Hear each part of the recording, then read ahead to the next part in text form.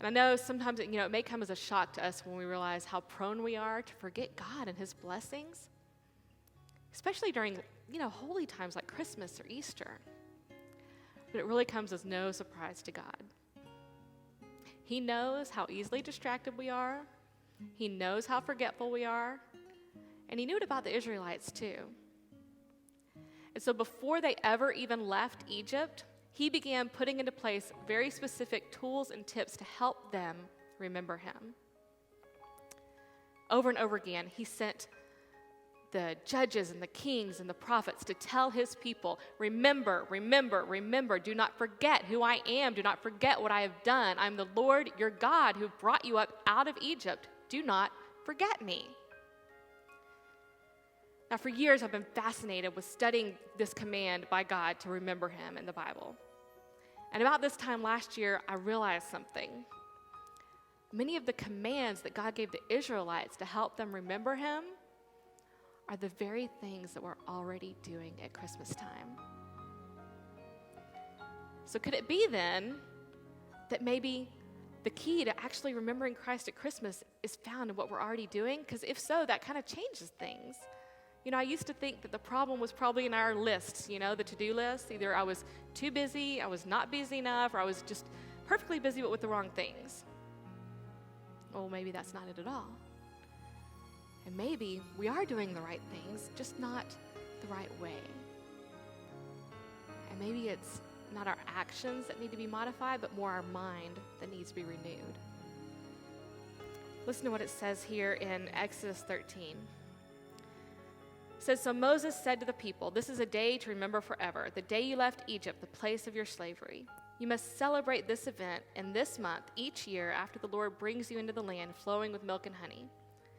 For 7 days, the bread you eat must be made without yeast. Then on the 7th day, celebrate a feast to the Lord and explain to your children, I am celebrating what the Lord did for me when I left Egypt.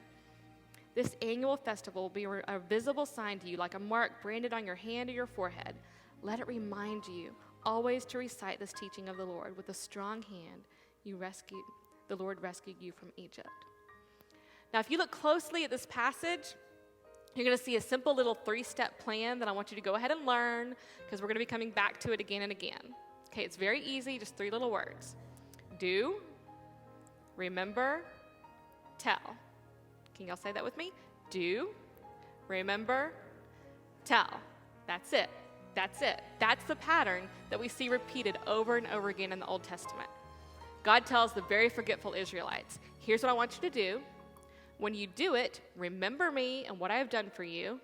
And then whenever others ask you why you're doing what you're doing, tell them about me. Do, remember, tell. Now, it's easy for us to do Christmas. We can do that, right? And we can also kind of make it memorable.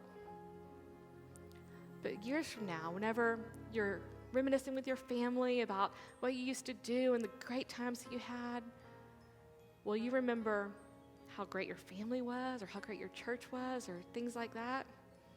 Or will you remember Jesus? That's the question at the heart of it all. When you remember when, will you remember him? So today my husband is on staff here at Sagemont in the Worship and Praise ministry. And so that means that he has a hand in whatever sort of pageant or festival or concert that we put on every year. And ever since I've been a little girl, I've always loved Christmas pageants. Big, small, I love them all. And yes, I'd participated in some in the past and helped and all that stuff. But it wasn't until I married Jason that I truly realized how much you can connect with the story when you immerse yourself in it. So over the years, I've gotten to do everything from write scripts to paint sets to handle costumes and props. I've been on stage, off stage. I've handled live chickens and live goats and live children and iPads, all of that. But every time I've immersed myself in the story, I have learned and experienced something new. I'll never forget whenever our youngest son, Solomon, was 2 months old, and he would play baby Jesus here at church. And I remember being backstage, watching on the monitors, and just really for the first time, seeing the story through a mother's eyes.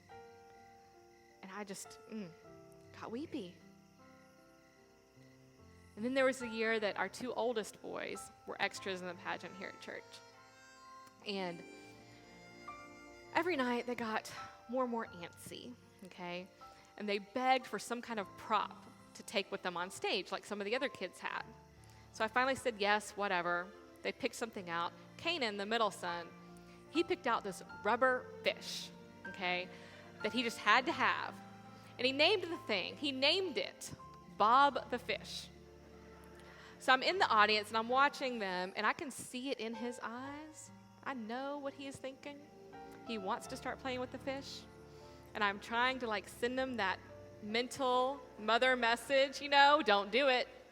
Don't do it. Do not touch the fish. Just keep it. Don't move it. Just keep it. Don't do anything stupid. Well, so imagine my delight when the camera zooms in on him, Jumbotron style, just as he has Bob the fish, and he has the eyes of his brother who's on the stage with him, and he's got the mouth of the fish, and he's going, bloop, bloop, bloop, bloop. I was like, seriously, cameraman, can you not zoom in on my child right as they're misbehaving? Thank you for that. But it just reminded me, guess what? That's what it had to have been like when Jesus was born. Okay, imagine all the children that traveled to Bethlehem with their parents for the census. I wondered if Mary and Joseph ever poked their head out of the stable and shushed them a little bit because their brand new baby was sleeping. Jesus was born in the middle of real life, chaos and all. And that's just something that I never considered until that night. And there were, and this shall be a sign unto you. You shall find the babe wrapped in swaddling clothes, lying in a manger. And suddenly there was with the angel a multitude of the heavenly host, praising God and saying, Glory to God in the highest, and on earth, peace, goodwill towards men. You know the story. You know the Christmas story. But have you made it yours?